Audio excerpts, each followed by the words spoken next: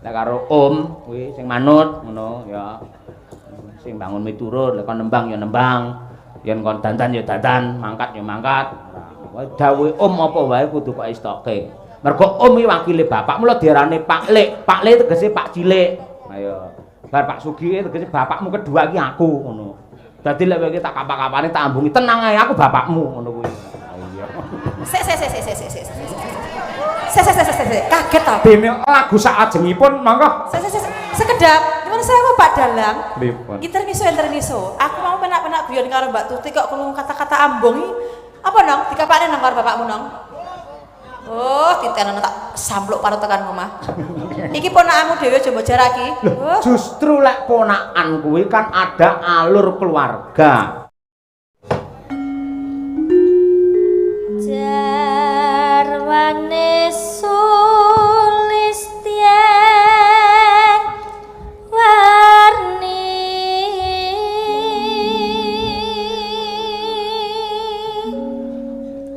roh kebiaring jagat raya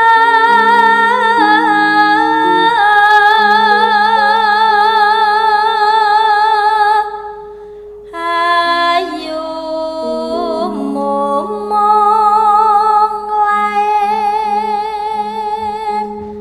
lair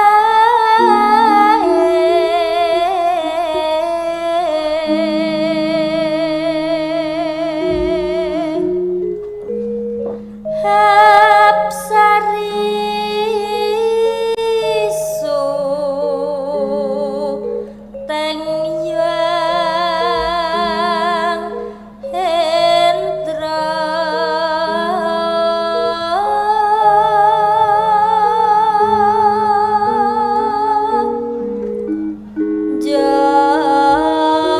jebolan jero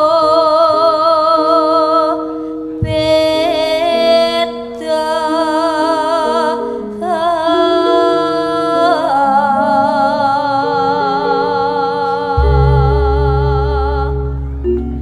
kalau ngalit mongso jambu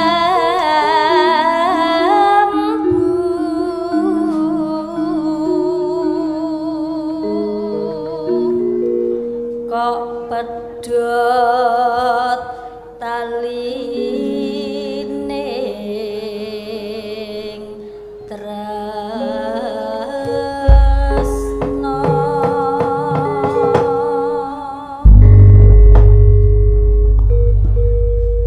aku bingung tempur uyang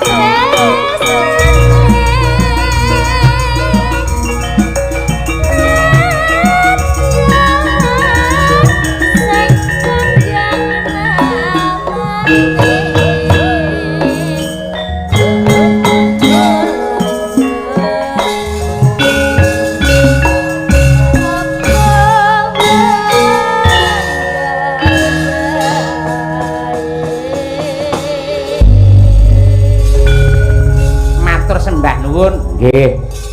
Wabil khusus dumateng keluarga besar warga masyarakat ingkang lenggah wonten ing Manjung Barat Magetan. Khususipun nggih Ibu Kepala Desa Bulinda Ekowati sekalian Bapak Sumanto, sumrambahipun sagung para panitia, Pak Kami tuwa lan ugi perangkat-perangkat sanesipun lan ugi para sutresna budaya ingkang tasih kepareng wungon wonten ing halaman kantor Desa Manjung. Nadyanto wis meh jam 2 parandene tasih kathah para sutresna budaya ingkang nenggani dumateng kula sak kanca.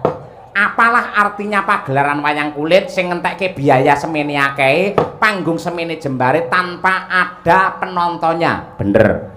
Dalang tidak akan ada maknanya, sinden tidak akan ada manfaatnya, yoga tidak akan ada gunanya tanpa dukungan dan juga support dari penonton yang tercinta pada malam hari ini. Tepuk tangan untuk penonton semuanya. Ya, elak tenang. Dan awake dhewe lek gelem apa ki jeneng teliti kanthi permati truk bejo-bejane wong urip ning Indonesia. Masa? Heeh. Wong melekan mongko mlumpuk sing cacah iki ewan, sawengi utuh kaya ngene iki lek ora ning Indonesia ki angel, Truk. Masa? Heeh, temenanan. Ning Arab kono wae lho. Anggere kok mlumpuk, ora bengi tok awan wae, kok ora ngibadah mlumpuk jagongan apa piye? Ngono karo petugas wis diusir kon lunga kok. Ya, heeh.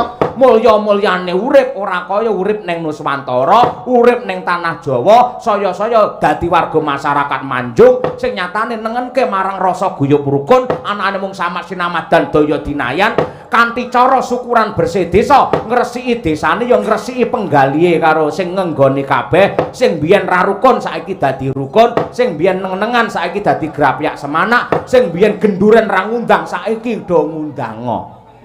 Kaya ngono kuwi. Mergo ora ana gaman sing ampuh kejaba gaman kerukunan. Lah inilah bulan kemerdekaan sasi Agustus. Ayo kita bersatu padu, kita bergandengan tangan untuk mewujudkan Indonesia yang santausa, yang bakoh, ingkang kukuh, ingkang jaya, ingkang nyatanipun anjayeng bawana. Oh iya, mergo gamane kerukunan kuwi kaya warga masyarakat ing Manjung ngene iki elok ngene iki. Iya. Nuwun sewu. Saiki piye carane ngrukunke nglumpukke wong sak desa, ditambahi wong jaban desa saka kecamatan Barak, sak Magetan enek sing ngluruk neh kok Madiun.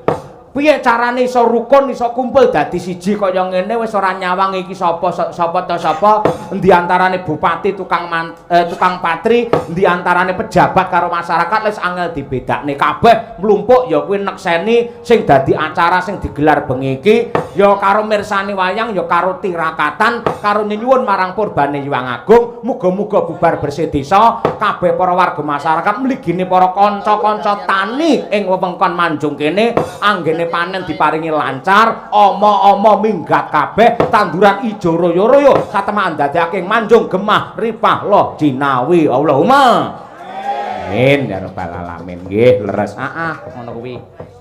Sowan jangkep kula sak kanca saking paguyuban Madangkara menika malam pembukaan insyaallah rekae. Rekae niki mangke ajeng 12 bengi niku mboten nyobong omah. Nyuwun pandonganipun gandeng warga masyarakat Manjung sampun kula dongaaken sae sedaya pandonga kula gentos nyuwun pangestunipun mugi-mugi kula sak kanca Madangkara anggenipun netepi kewajiban pinten-pinten dinten menika ugi dipun paringi lancar wilujeng sehat walafiat manfaat lan sedaya pinaringan barokah. Amin ya rabbal alamin. Dan wis bar iki gek Fatihah terus kuwi didom panganane ya mangan genduren bareng. Ya ora ngono kuwi. Waranggana sing seman sapa? Wah iki ana 7 Mas Gareng. Elok. Kalajengaken menika Mbak Winong Nawangsih menika made in saking Tulungagung. Pernahipun putra pulunanipun Bu Kesi menika pernahipun mekaten saking laladan campur darat Tulungagung. Tasik ponakane Bu Kesi, yen dadi ponakane Bu Kesi otomatis dadi ponakane dalange. Lah karo om kuwi sing manut ngono ya. Sing bangun miturut, lek kon nembang ya nembang, yen kon dandan ya dandan, mangkat ya mangkat. Wae dawuhe om apa wae kudu kok istoke. Mergo om iki wakile bapak, mula diarani Pak Lek. Pak Lek tegese Pak Cilik. Ayo.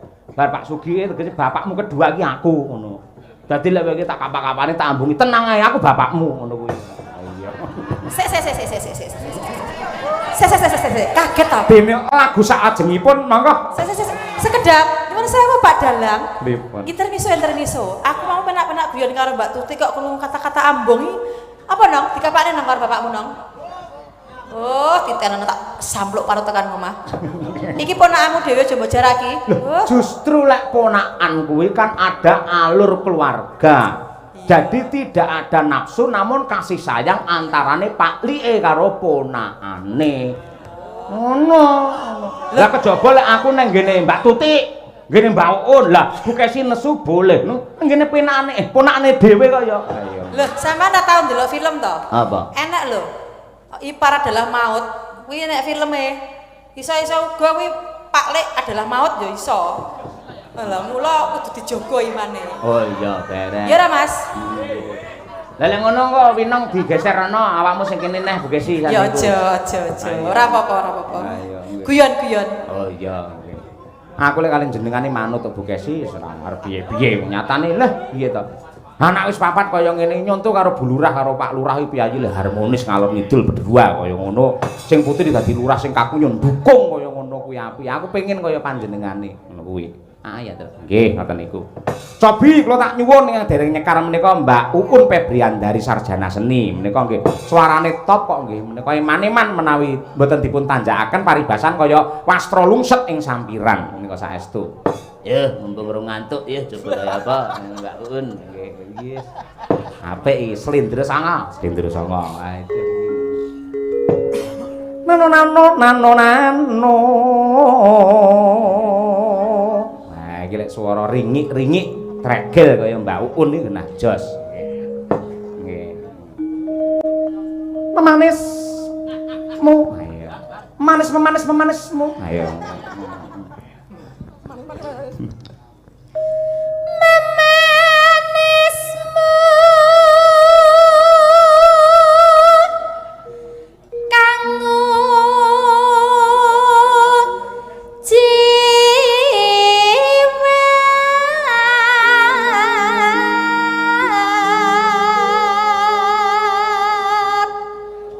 No.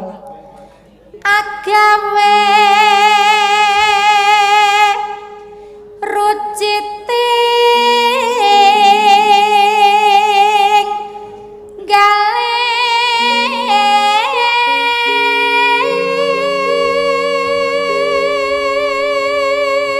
Mbak Un menika sing kakung nggih pengkrawit hebat, sing putri waranggana handal, kagungan putra yang naminipun Mas Sindhu meniku ya dalang bergas dan apa ki jenenge berbakat. Ha iya, pancen ya tedak turune Mak Bejo ya apik-apik kabeh. Kuwi ora ngerti Mbak Yune jenenge Hesti. Ya kuwi nyindan ya apik, nari ya bergas. Kok apa? Lah kuwi Mbak Hesti kancaku seangkatan nalika SMKI. Oh iya, ora ngerti lek mbake duwe adik jenenge Mbak Uun. Mbak Uun nyindan lak keri-keri iki. Mbiyen dhewe mangkate penyanyi lho, Tru. Maca, heeh, nggih rok abang dawa ngono ae lurus ngono kae. Nek nembang ya biasane sekuntum mawar merah ngono kuwi. Yang kau berikan kepadaku di malam itu. Creng crong creng crong creng creng crong crong crong. Pakai musik biar hebat. Mengke lagune niku nggih. Heh? Lagune niku nggih. Lah Mbak ora apa-apa lek apal. Ayo coba. Ayo nggih. Nggih. Ya, Mbak.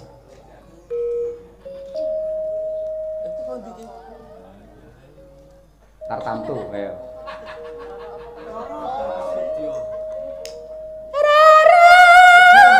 Itu Mas.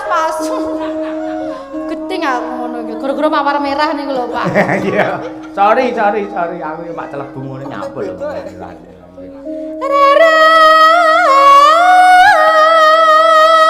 Merah.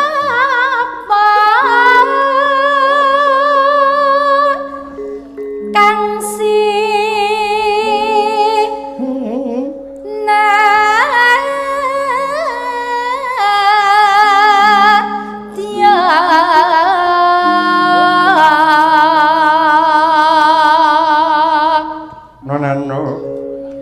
upama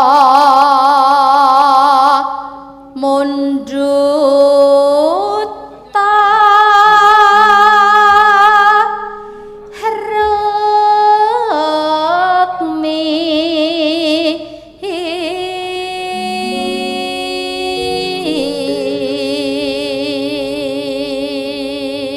Sugeng enjing Mas Dalang taksih monitor Kuntadi Channel ngantos tancep kayon. Mugi sedaya kanca-kanca kru Madangkara tansah pinaringan sehat bagar swaras. Nggih. Matur nuwun. Sapa, Truk? Saking Pak Marsono Pilang Kenceng Sablon. Nggih, matur nuwun Pak Marsono, Pak Edian nggih. Ya selalu monitor nggih. Ya, Mbak. Tartamtu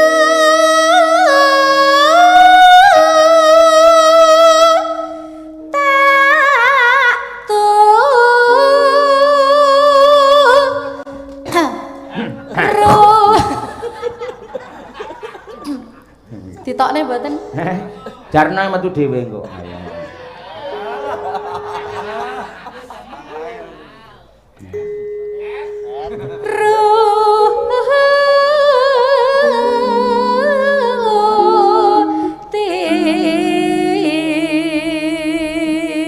Radi watuk to Mbak Un. Nggih. Nah, watuk angger jam 2 munggah. Ayo ngono. Mboten kok, tenan iki wau rada mboten sekeca Pak kula. Aduh. Janipun ajeng pamit tapi pripun sesuk wayahe mekar. Terus akhirnya kula budal. Oh alah, perjuangane nganti kaya ngoten niku nggih. Ngesakne to kula. Sing mekar napa? Mawar merah wau.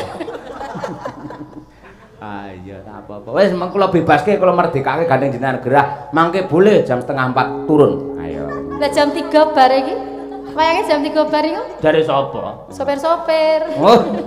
Sik kelingan ae ya nggih. Sekuntu mawar merah. Mulai neh kleru neh. Apa iki? Ibarat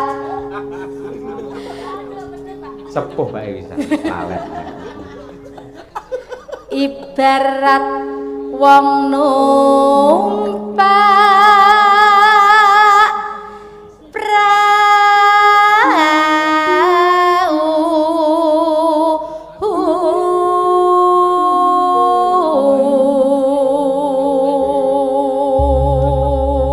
Kula remen Mbak Un menawi jenengan terus nyinden terus Pak Naryo niku ngeterke ngoten ketok yen piyai sing guyub rukun romantis ngoten niku. Sak bisa-bisa kula nggih nyonto kaya jenengan, nyonto kaya Bu Lurah, Pak Lurah ngoten niku. pripun? Wingi rekake nggih prei ngoten niku, 2 dina ngoten Bu Kesi. Bu Kesi dolan-dolan ning mall ngoten niku. Kula nggih sarimbit mung wong loro, anak-anak mboten tumut. Bareng munggah teng mall, mlebu teng mall nika Bu Kesi langsung kula cepeng astanipun kula gondeli kenceng. Romantis sangat nggih. Ora romantis, lek ora dicekel kuwi njukuki apa-apa dek iki. Sik to, Pak. Lah lek ngarepe kene lho, Pak. Sampeyan nyambut gawe bendina golek duit ngene iki lek ra tak nggo tuku apa-apa nggih tuku sop nggih tuku apa? Lah iya gitu kok apa-apa tegese sing bermanfaat. Contone ya kuwi bahan-bahan masakan ning dapur, kebutuhan nyinden, kebutuhanku. Boleh enggak apa-apa. Ing atase wong Banyol didebat piye to wong ki ora. Lah apa mau aku mbok gandeng ning mall ngono aku tuku klambi ngono ya wenehno to, Pak. Boleh, boleh silahkan beli tuku baju. gelang jam, tuku suweng, tuku kalung. Aku ki lho bojone dalang kondang, lari sugih. Kalung ya gak duwe, gelang lho gak enek kalah karo Mbak Uun. Lho, delok sakmene gedine. Kasire kok Gede, era Pak, niku anyar niki. Sampeyan iki ora trima, sampeyan iki kurang bersyukur Bu Kesi. Piye? Lah sampeyan grup gawe kalung-kalung kaya sinden-sinden. Ya rugi sinden sampeyan iso padha karo liyane. Lek pengen ketok madhep mantep tenan ketok gedhe, kalung ana gong kok kempel ka lho, wedi. Bandule iso isah magung ngono. Ayo. Kena ngikutut manggung ayo. Ayo Saun, wali ngodane. Sekuntu mawar. Lumampah tanpa walah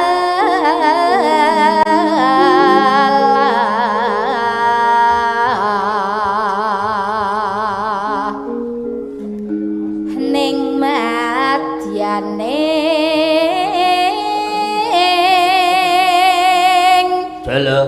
jala Ndat ki ora. Lidi.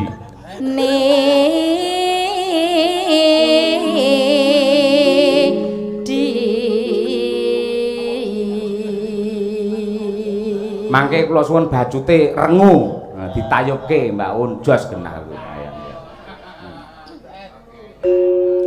Temagunjing hanggenjang neng pagulingan. Sabi jumeneng Mbak Un mboten napa-napa nggih. Karo ben rada kendho otot-otot yang ada di kaki kuwi. Sindeni timpo sewengi ya mesake lho. Ha iya ngono kuwi. Ah ngono lek rada kendho otot-otote. Tur ya ben ketok lamun to jarike ya seragam ngono kuwi. Kok mlaku teko pawon mengko akhire. Ten pundi niki posisinya? Bebas, bebas. Jenengan sing bisa ngarah nggih. Nggih. Mriki Mbak. mawon nggih. Nggih. Pripun Bu, mriki? Nah. Mriki. Hop. Mbak Un. Dalem. Lek manut aku ngisor genjot, ngisor panggung ngene lho. Walah, Pak. Ora. Nggih. Nah, tengah ngriku nggih. Iya, Mbak. Sakniki nggih. Sesuk wis bubar ngumpani ae ora. Sajak katon rangu wonten apa niku dene sampun dangu dikapak ngaten sakniki jerben napa pancen sampun bos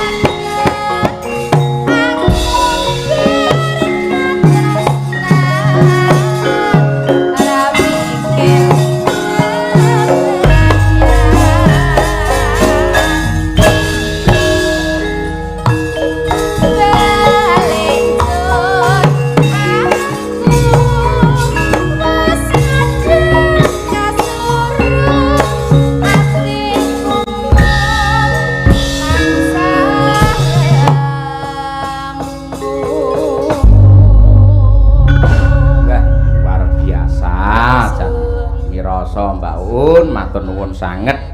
Sakjroning panjenengane sing sarirane tidak begitu fit parantine isih kersa tanggung jawab. Ah iya kaya ngono kuwi sing jenenge seniman profesional kuwi. Mau ana sing ngersakake ya kuwi sesideman. Tanjake ana apa kuwi nggen bawa iki nyuwun karo penggironge. Wah iya, kula nyuwun karo Mas Taslim karo Mas Joko. Ya, bareng. Ya gentenan kok bareng iki pira. No bawane dandang gula. Ayo coba kaya apa diwiwiti saking Mas Taslim langkung rumiyin ingkang sepuh langkung rumiyin. Ayo coba kaya apa nggih. Monggo Mas Muhammad Taslim Al-Had. Wah nggih. Wah kaget sanding kempul tak kira kembarane, Pak. Wah nggih.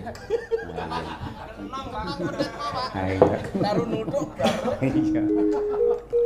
Wiwitane. Wiwitane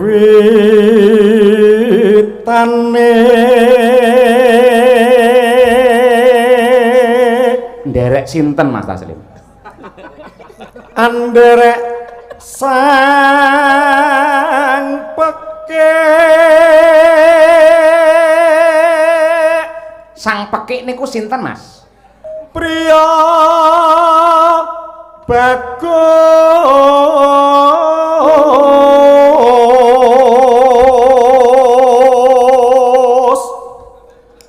kang olah budaya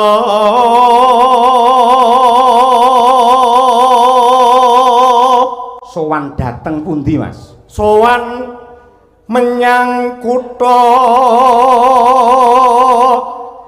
Gedhe.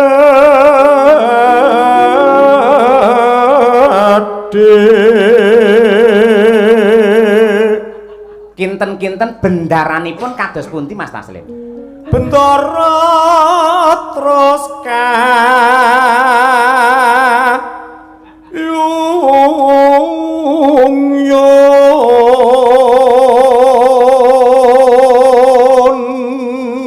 kayung-yun kalian menapa? Slendang kuning.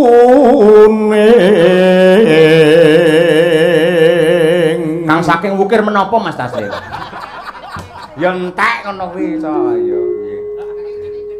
Kang saking. Gundul. Ayo. Kang saking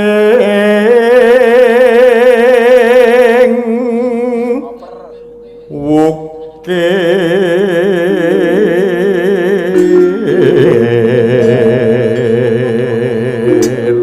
Monggo Mas Joko gentos. Nggih. Suaranipun kados pundi Mas Joko? Sae.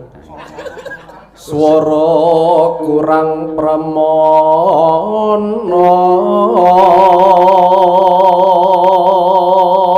Lah spesiale napa?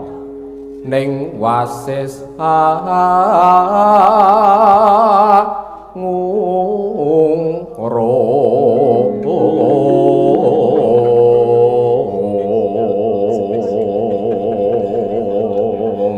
ngungkrum ki apa, Truk? Ngungkrum niku merayu. Nadyan to sinden niku wau jane suarane ora pati apik, nggih to.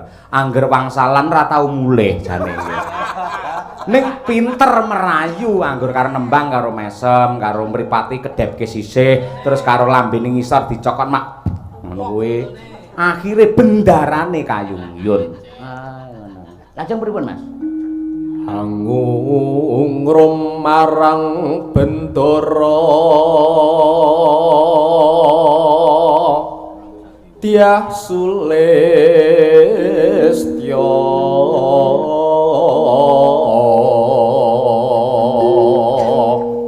pijer ngincang ake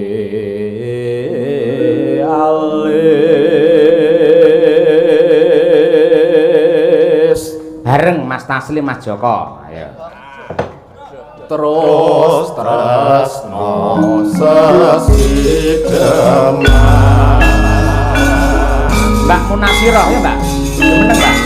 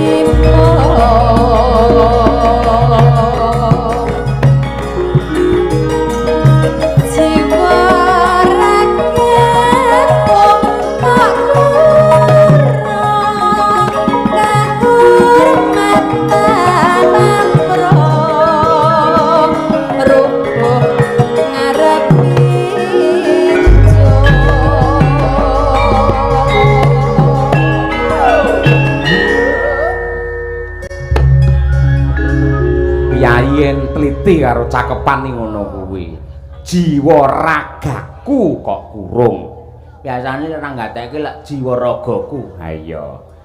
Ngono kuwi. Ya, ngono sasake kurang pas ya, Tru. Iya, akeh jenis-jenis saiki sing nggen apa kuwi karaoke ngono sing enek apa kuwi jenenge saire ngene akeh jane sing kleru kaya kudune tresnaku le maca tresnaku. Dadi yen mburi enek tambahane iki dadi a. Ngono. Bondo bandaku. Wah iya, nggih ngoten niku. Yo, Mbak Dian. Urip ana kutha gedhe kowe tak tukake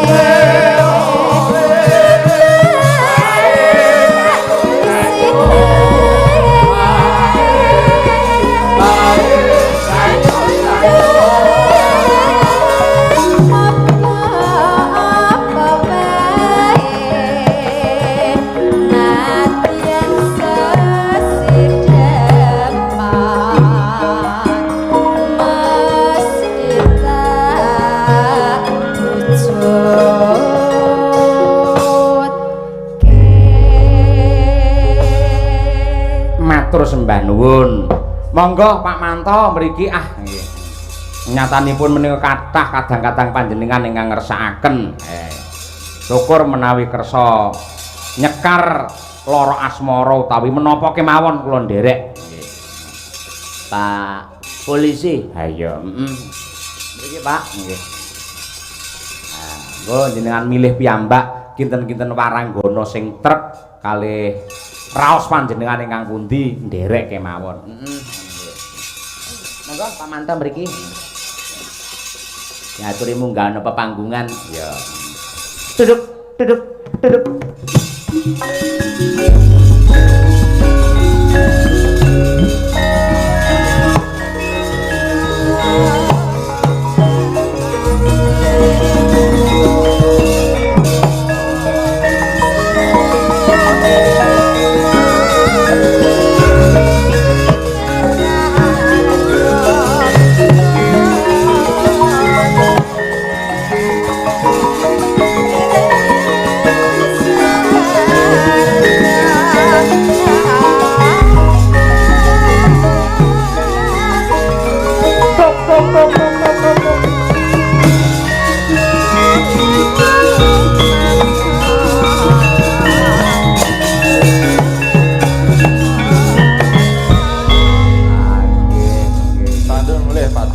Tanduk nemu mung ketemu rong karuan lek taun ngajeng wayangan to mriki. Insyaallah wayangan meleh. Estu. Estu. Alhamdulillah. Nggih. Men mangke mboten mrucut mboten batal bar wayangan langsung mang DP mawon Pak Manto. Insyaallah. Ayo harga sama dengan tahun ini lek saiki. Ayo nggih serasa ngrembug kuwi nggih. Tasih semangat to. Alhamdulillah. Nggih, Bu Lurah nggih tasih semangat. Bu Lurah, wah nggih jenengan iki sejanis elot. Apa lek teng dalem ngoten nggih sok karaoke kalih Bu Lurah. Nggih, Pak. Oh, ngoten. Berdua. Lek Bu Lurah napa diaturi nembang sisan? Nggih, nembang. Nggih. Bu Lurah monggo. Bu Linda. Monggo niki napa-napa saged lho. Monggo, nggih, mriki. Oh, ora kersa. Ayo, ora apa-apa, ben nanggap ae Bu Lurah. Ayo. Napa-napa. Napa, Pak, jenengan? Ninggal katresnan. Wah, ninggal katresnan. Pengen dikancani? Nggih. Ah, musuh Winong. Ayo, nggih. Ya nong ben ora mungan. Ayo, nggih, nggih. Nggih. Nggih. Mangan. Oh, nggih. Jan luar biasa. Masyarakat jenengan elok lho Pak Lurah. Ngantos meh setengah 3 tasih kathah ingkang ngepareng jeneng pinarak. Anu ning apa nunggu undian Pak Cahyo. Undian. Nggih. Lah, tiwas aku seneng. Ayo ngenteni apa iki jenenge pedal listrik. Pedal listrik nggih. Nggih, siap. Mang bar niki diundi. Nggih. Enggak. Nang, ayo toh. Oh iya, tak kira saya disepoti, Pak. Lah. Kono iso pote kemayu ra. Pak. Cewetok pisan ora. Ninggal katresnan coba diaturake. Mangga cah, lajeng kemawon Pak Lurah, Pak Manto kalian Winong Namangse. Dados.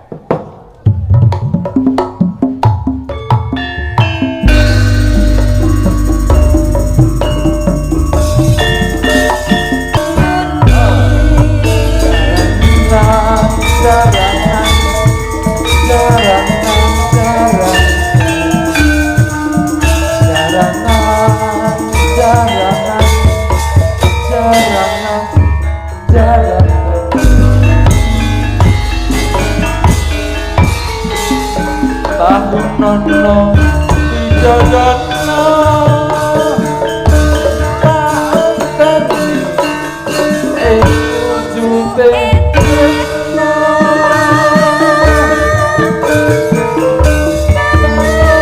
jangan tetangane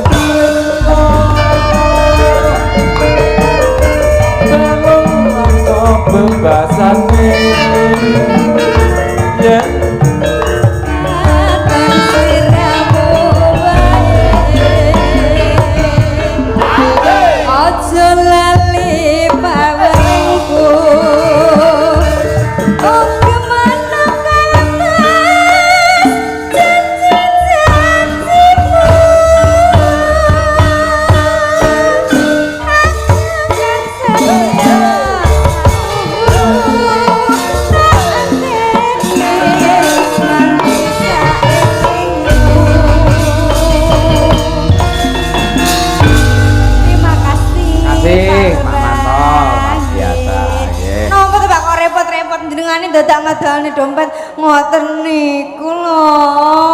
Makasih. Alah, semuanya tak pelinteng kowe engko ora. Matur nuwun Pak Manto anggenipun sampun paring tali asih dumateng Waranggana sembah nuwun nggih. Ugi ngaturke panuwun iki dipantau karo Pak Mas Danangwir. Ya, Pak Suryanto. Heeh. Kepareng ndongake awake dhewe sak kanca mugi-mugi dipun paringi sukses. Amin. Nggih. Jare ya Mbah Wir iki ya trah saka Laladan Barat kene. Ha iya to. Nggih. Ngendi Mbah? Panekan lho ngono kuwi. Tunggal apa iki kabupaten? Ya. Sijingkas iki rong dipinangkani ndak gelo penggalihe. Lali janjine. Mbak Bir kita, ayo coba kaya apa? Karo Mbak Tutik maksudku. Ora nggih. Nggih. Nggih. Ngono wis Mbak Tutik. Ayo. Nggih. Yo diaturake lali janjine. Ya. Mangga gemene wekdal, Cok. Yuk dados lali janjine. Oke.